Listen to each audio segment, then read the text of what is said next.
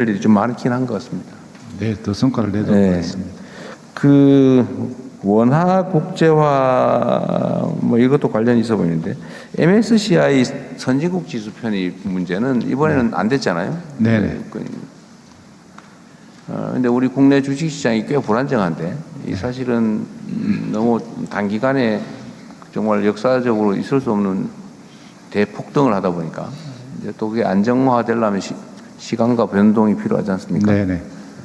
근데 이게 MSCI 지수 편입 같은 게 이제 수요가 좀 국제적으로 네. 안정화되는 데 도움이 되잖아요. 네네, 그렇습니다. 일단 그렇게 된다고 보는 게 일반적인데 이거는 왜 잘 안 되고 있을까요? 예, 대통령 잘 안 되는 게 아니고요. 저희들 속도가 있습니다. 우리 자본시장이 안정화도 해야 되고 원화가 또 한꺼번에 이렇게 속도가 빠르게 갔을 때 외환시장의 리스크도 있기 때문에 저희들은 저희 속도대로 좀 가면서 MSCI도 빠른 시일 내에 가입할 수 있는 이런 식 그 실리를 취하다 보니까 좀 그런 측면이 있습니다. 그건 속도 조절이 필요하다 그 말씀인가요? 네네. 근데 여기에 지금 현재 가장 큰 걸림돌은 뭐예요?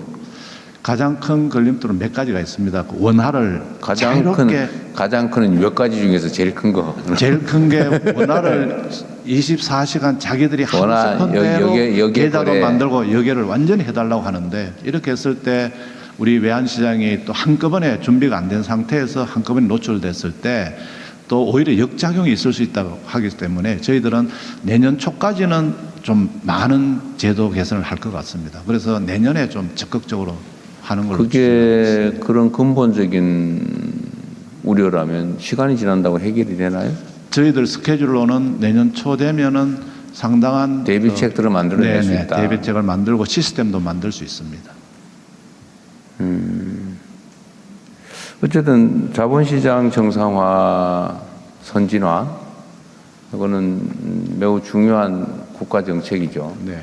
이게 우리 사회의 자산 배분에서 우리는 부동산 비중이 너무 커서 여전히 너무 크지 않습니까? 네. 매우 원시적이죠, 사실은. 네. 선진국 중에 이런 나라가 없잖아요. 다 부동산에 매달리는. 그러니까 이게 가용 자원이 부동산에 묶이게 되니까 네. 사실은 이제 경제 성장 발전이나 그리고 예를 들면 자원 배분에서 매우 불합리한 결과가 발생하지 않아요. 네. 그래서 그 교정을 하는 거, 네. 생산적 금융으로 전환, 뭐 이런 건 되게 중요한 과제인데 그 중에 한 요소인 것 같아요. 네, 네, 그렇습니다. 그 외에 지금 그 자본시장, 특히 주식시장 정상화를 위한 각종 조치들을 준비하고 있는 걸로 아는데 그거는 좀 어떻게 돼가고 있어요? 정책실장이 원래 그 발표를 언제 보고한다고 하셨는데. 예, 금융위가 좀. 네, 한번 금융위 소관으로. 예, 예. 네. 그냥 미리 말씀을 좀 해주시죠. 그때 가서 또 네네. 요약해서 그 부분만. 그러니까. 여기서 기본적으로 자본시장은 저희들이 신뢰가 제일 중요하기 때문에 그런 측면에서 주가 조작 근절 뭐 이런 부분은 계속 해나가고 신고포 상금도 해서 이 부분 같은 경우는 좀 많이 돼가는 부분이 있고요. 그다음에 이제 주주가치 보호 이 부분이 굉장히 중요한데 상법 개정하고 자사주 뭐 이런 것까지 했는데 중복 상장 원칙 금지 예외 허용 그 지금 개정안을 발표해서 의견 수렴이고 한 7월 중에 이제 바로 본격적으로 시행을 합니다. 그래서 그런 부분이 있고 또 부실한 기업들 같은 경우 그 상장 폐지 이런 걸 굉장히 강화했기 때문에 그런 부분도 이제 7월부터 바로 본격적으로 좀 시행이 됐습니다.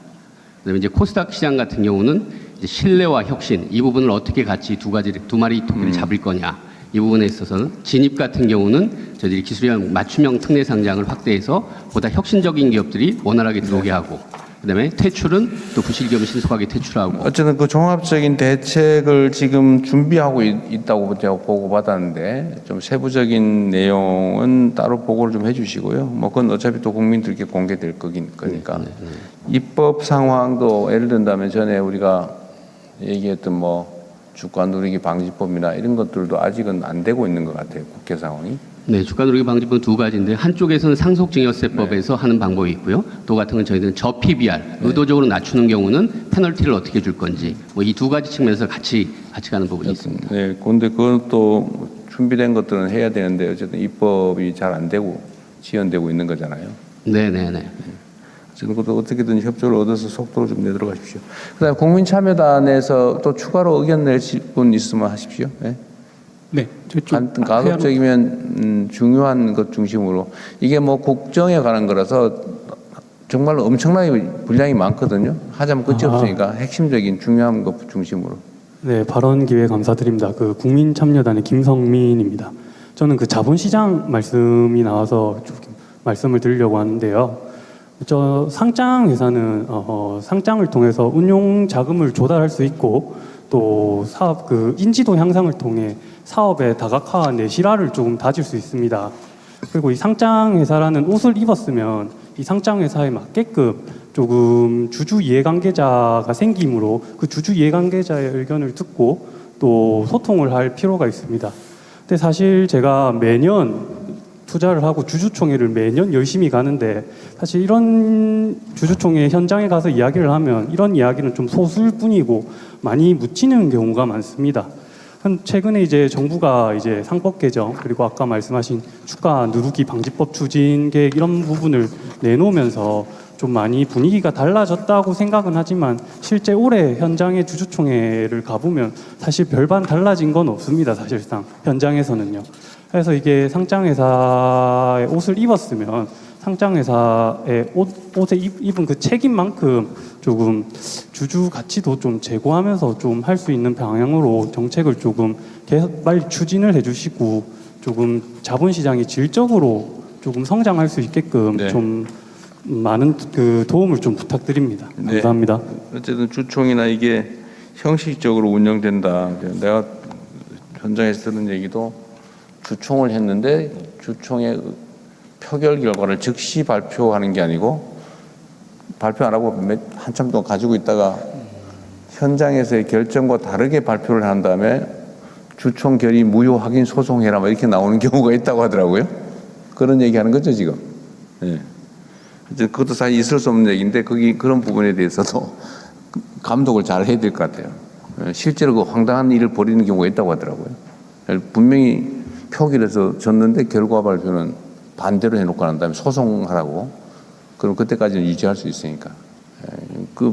폭력이죠, 폭력.